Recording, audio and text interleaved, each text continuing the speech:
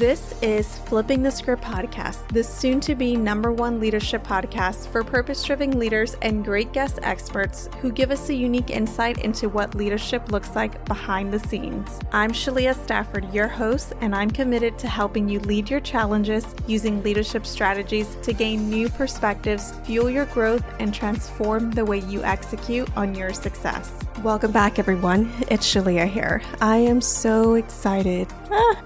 Sort of, to talk to you guys about this topic that's been on my mind. Today is a very, very special day because it is the birthday of my grandmother, who is no longer here with us, but whose journey and soul has deepened and impacted where I am going on my adventure.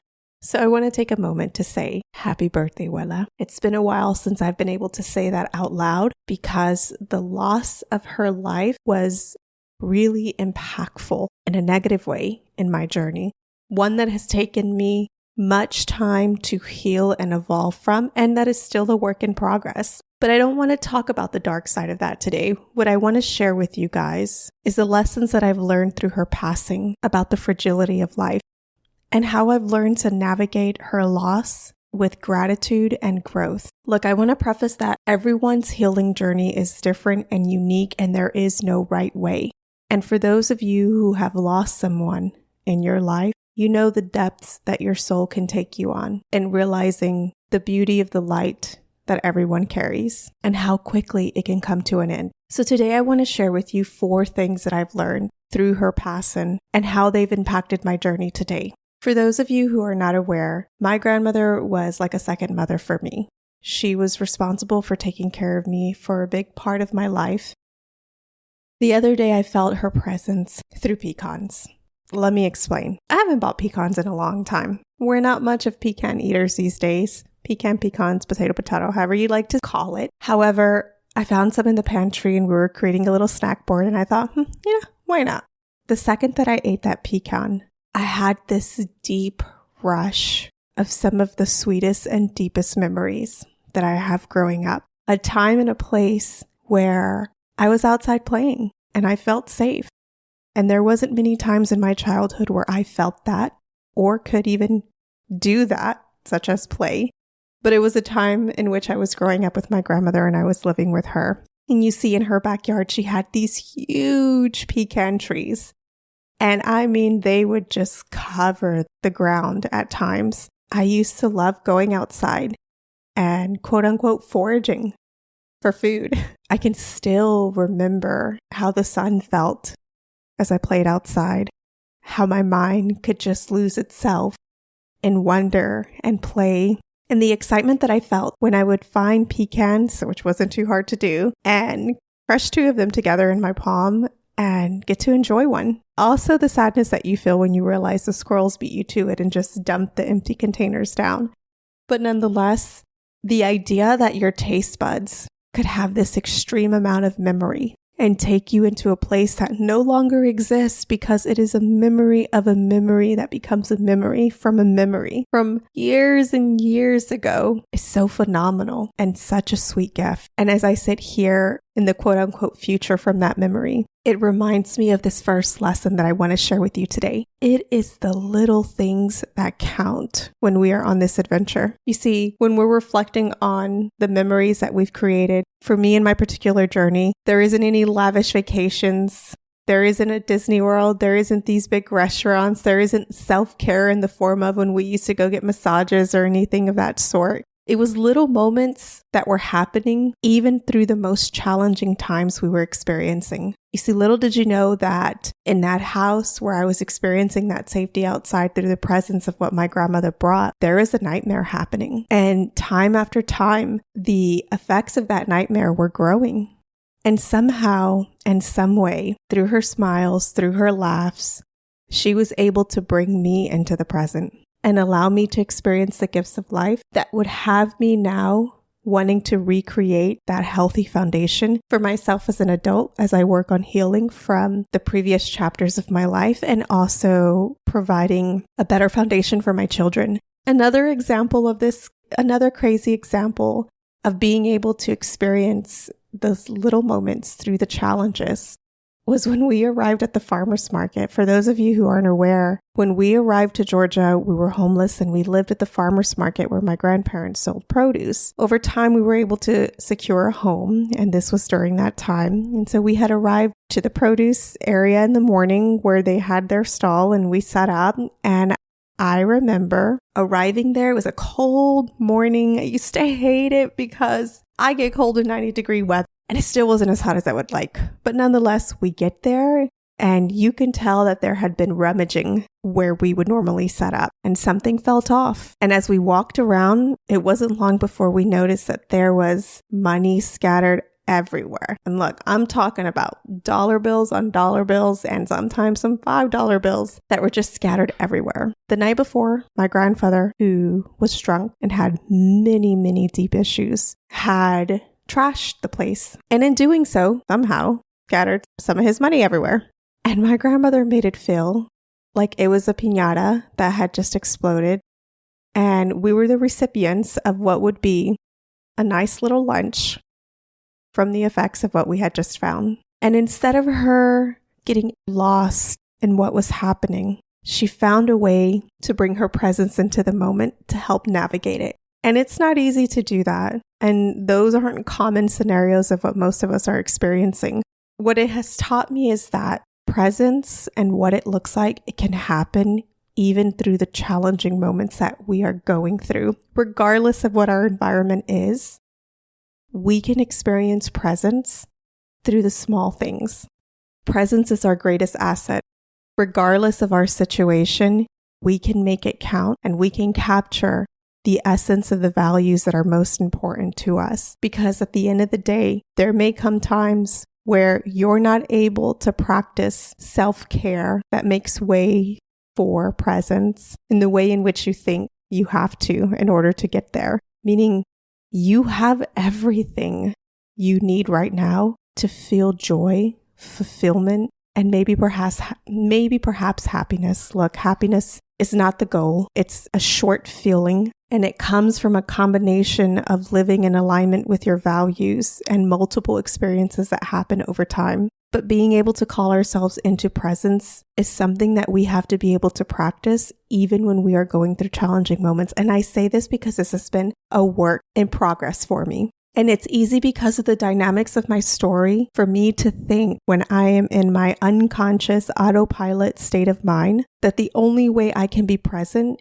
is when and if I have A, B, and C figured out. Then I can allow myself those moments to relax into that state and give myself my presence and those around me the presence that in essence is life. That is life's greatest gift. And that's not the case. Because at the end of the day, as I think through her memories, the times that she was present with me are the moments that soar through my mind. And they're the most beautiful gift that I can have. And it calls me into presence, even as her physical presence is no longer here. The next lesson I learned is that this adventure will come to an end. And nobody makes it out alive. And we have to make it count. But it's going to come with challenges and sacrifices so that when you reach the end of your rainbow, you can look back and count the asset of your presence, the greatest gift that you can have, and see yourself in alignment with what you valued most and being able to give that to the people who you love and loved you. And knowing that eventually our time will come to an end challenges me further to do the things that feel that much more harder to do when my present day self takes over. The self-sabotage, the imposter syndrome, the ego, and the what ifs about life. I'm reminded of the fragility. I'm reminded of standing over the end and seeing it and seeing that chapter officially close. Life goes by incredibly quick, and we don't know when our last day will be. And one thing that I know is that when my last day comes, I want to feel like I gave it my all and that I was in alignment with what mattered most for me and that I could navigate the realities of what comes with a toxic and destructive part and aspect of the human experience. I've lived through it. I've seen it. I've seen the worst side, but I've also seen the best of it. Having that perspective is one that I wish I didn't have to have because of the impact that it has created. But nonetheless, it is a lived experience that I have. And when I get stuck in those places, I remind myself that some people don't get to live today in the way in which I do. And the least that I can do is try and fail courageously. And I encourage you to make it count in the way that is most authentic to yourself while being able to hold the realities and the darkness of what comes with the human experience. People will hurt us. People will disappoint us. We will disappoint ourselves. We will fail others. We won't have all the answers. We will experience loss, but we are here. The universe conspires to bring you joy, and you are on the adventure to self-actualize and come back home to the wholeness of who you are while integrating the aspects of the human experience. Okay, the third lesson that I've learned is that in order for us to make this adventure count and to create more presence in our life, we have to get clear on our story and what we want out of this experience to be able to call it into reality as we get stuck in the tunnel that sometimes diverts us or reverts us back to old and familiar places that no longer serve our growth or the experience that we want to have. We can only recognize that if we take the time to audit our story and audit the experience that we want to have. And I highly encourage you to, at minimum, do this once or twice a year. This is the big picture perspective. And to really look at where is it that you are going and what is it that you are creating? And is it in alignment with your values, the current environment that you find yourself in, and the realities of your experience? We live in story. When we're stuck, it's because we are in a story about what we believe to be true about our scenario and about ourselves, about the world and others. When we're in autopilot, it's because we are in story. We are creatures who create stories in our mind and in our lives. Call your story into consciousness so that you can drive the behaviors that will create alignment and meaning in your life and allow you to come into presence. Okay, so my final lesson, and probably perhaps the biggest one that fuels the previous 3 lessons that we just talked about. Look, our greatest gift is our presence. And it is a difficult journey that I recognize to get to presence, especially those who are breaking generational cycles. To be present, we must heal. We must work on creating a healthy foundation that will take on the realities of the human experience. And that means the challenges, the sacrifices, and the pain that come with it. Remember, there aren't many guarantees in life, but one of those is that we will experience challenges. We don't know where life will take us, and we have to be prepared in order to meet life when it happens. And to do so, that means creating a healing foundation to be able to weather those things. I challenge you to start with understanding the triggers and the destructiveness and the limiting beliefs that you hold and the negative emotions that are attached to that, and begin to understand how to express and feel those negative emotions and have a relationship with them. We talk so much about self-awareness that we don't speak enough about the importance of emotional awareness that then feeds into emotional intelligence and then allows more space for a growth mindset to happen. Negative emotions are completely vital, critical, and necessary for our survival, and they're healthy for helping us maintain a baseline of joy in our life. But the trick with negative emotions is to understand how to constructively express them and then to live them in a way that aligns with our values.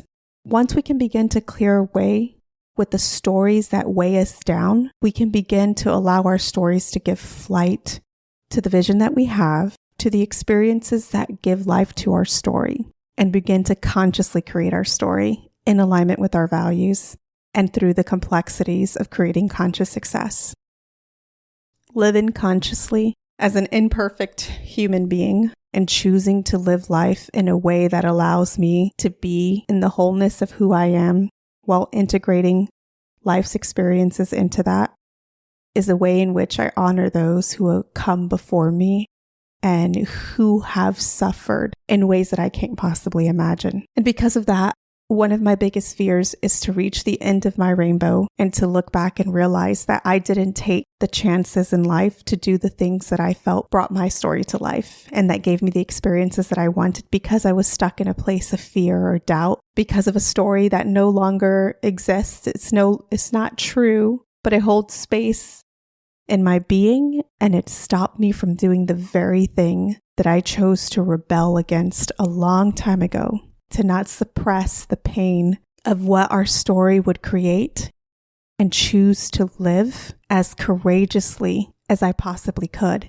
And look, that does not mean me quitting my job and going to start a business, which was a part of my story. It's scarier than that. It meant being present with myself. It meant choosing to heal. It meant choosing to do nothing and have to sit with there isn't any big accomplishments that define your worth right now. And asking myself and telling myself I am still me and allowing time and space to happen in my life. And because I have that fear, it drives me to be present with my kids, and it drives me to choose to act in ways that is constructive towards their well-being. It fuels the desire to want to try to be more present daily, auditing the consistency of my presence, not just with my family, but with myself. And I use that as a gauge. I use my fear as a gauge to harness it for growth, to bring me into presence, and to remind me to take on every experience that feels awkward, uncomfortable, makes my heart beat, my palms sweat, but serves my growth,